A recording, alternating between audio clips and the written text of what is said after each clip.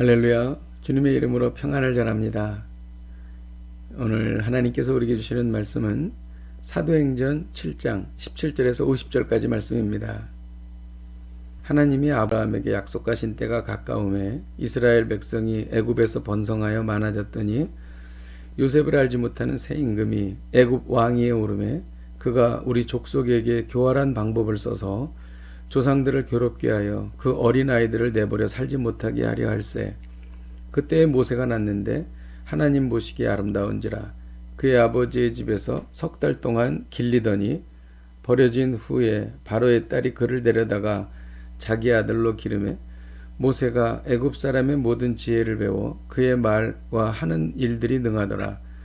나이가 40이 되매 그 형제 이스라엘 자손을 돌볼 생각이 나더니 한 사람이 원통한 일 당함을 보고 보호하여 압제받는 자를 위하여 원수를 갚아 애굽 사람을 쳐 죽이니라.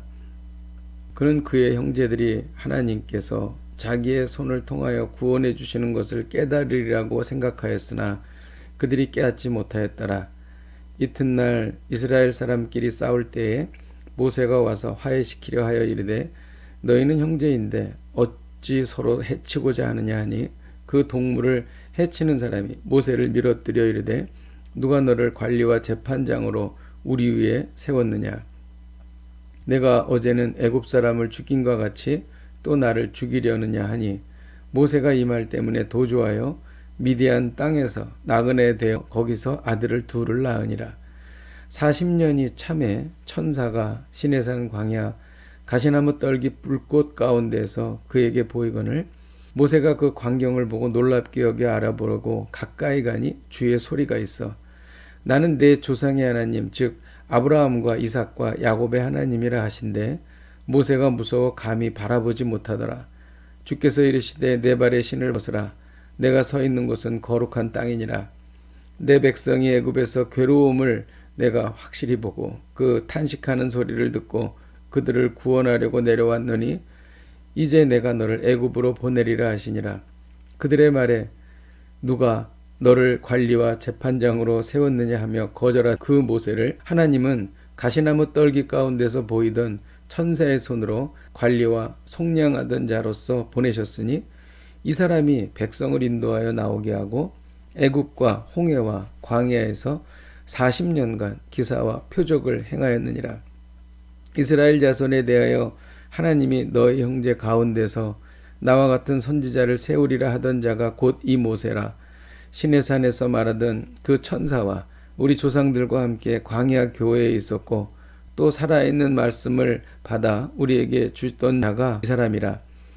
우리 조상들이 모세에게 복종하지 아니하고자 하여 거절하니 그 마음이 도리어 애굽으로 향하여 아론도로 이르되 우리를 인도할 신들을 우리를 위하여 만들라. 애굽 땅에서 우리를 인도하던 이 모세는 어떻게 되었는지 알지 못하노라 하고 그때 그들이 송아지를 만들어 그 우상 앞에 제사하며 자기 손으로 만든 것을 기뻐하더니 하나님이 외면하사 그들을 그 하늘의 군대 섬기는 일에 버려두셨으니 이는 선지자의 책에 기록된 바 이스라엘의 집이여 너희가 광야에서 40년간 희생과 제물을 내게 드린 일이 있었느냐. 몰록의 장막과 신 레판의 별을 받들었으며 이것은 너희가 절하고자 하여 만든 형상이로다. 내가 너희를 바벨론 밖으로 옮기리라 함과 같으니라.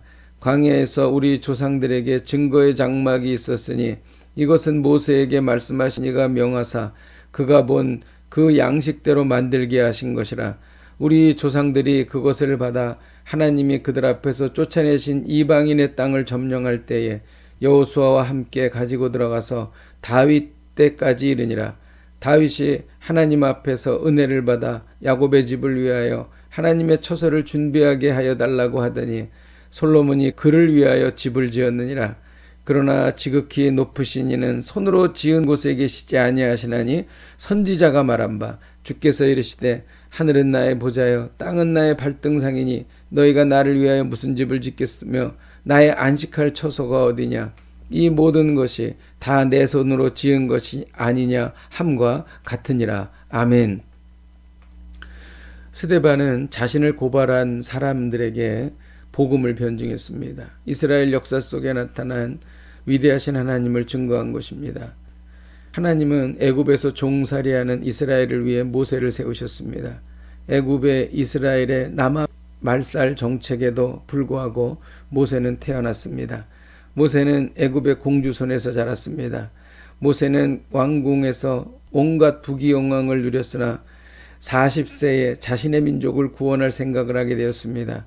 자신의 민족을 괴롭히는 애굽 사람을 쳐 죽였으나 이스라엘 민족은 이를 알지 못했습니다. 그럼에도 불구하고 하나님은 모세를 이스라엘의 구원자로 세우셨습니다. 광야에서 모세를 부르시고 애굽에서 이스라엘 백성을 구원하라고 말씀하신 것입니다.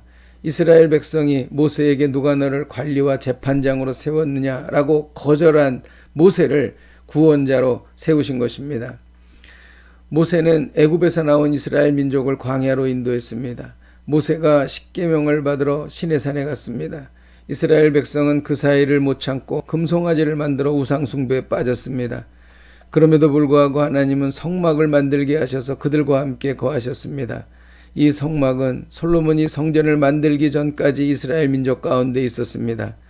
이스라엘은 하나님이 보낸 지도자 모세를 거절하고 하나님을 거절하여 금송아지를 만든 것입니다. 그럼에도 불구하고 하나님은 이스라엘의 구원자로 모세를 세우시고 성막을 주시어 성막 안에 거하셨던 것입니다. 그 이유가 무엇일까요? 17절에는 하나님이 아브라함에게 약속하신 때가 가까우매라는 말씀이 나옵니다.